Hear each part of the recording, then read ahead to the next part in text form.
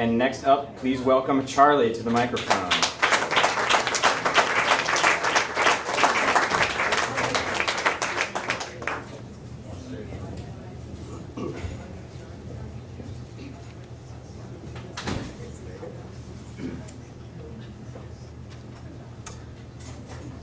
When the 127 passengers and 5 crew members were boarding flight 427 U.S. Airways in Chicago on their way ultimately to Florida, but stopping on their way through Pittsburgh about 20 years ago now, they had no idea that the gnarly branches of fate would connect us all together tonight. But when a 737 is flying at 300 miles an hour in a nosedive towards the Earth at an 80-degree angle, there's no chance for survival. The impact of the plane to the Earth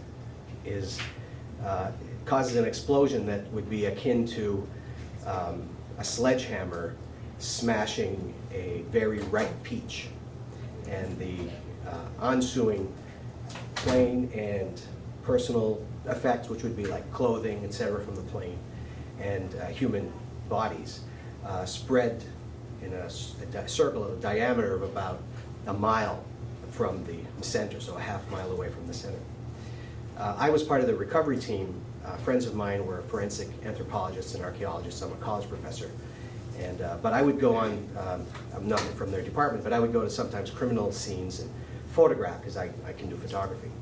So I went and joined them for a few days while they were doing this recovery. It was more gruesome than I would ever be able to describe to you. What I have up here from what I experienced is pretty powerful stuff. But just to give you a little bit of an example so you have an idea of what I carry with me. The bag would show up from a particular location in the forest after the plane had crashed. We were there for 11 days. I was there for 3, but they were there for 11 days. We'd empty the bag, and then we had to separate the plane parts from the personal effects, again, like clothing or rings or whatnot, to the human remains. And we'd have to separate all those. The largest portion of human that was recovered was of the torso of a little boy. No legs, no arms, and no head. And that was the largest part of human that was recovered from that plane crash. So one of the things, and there, of course there's a lot more, but I want you to get a real sense of how this would affect somebody, and many people. But what dawned on me, one of the things that dawned on me while I was there working on this, was that some of these people on that plane had ordered the low-salt meal. No thanks on the peanuts.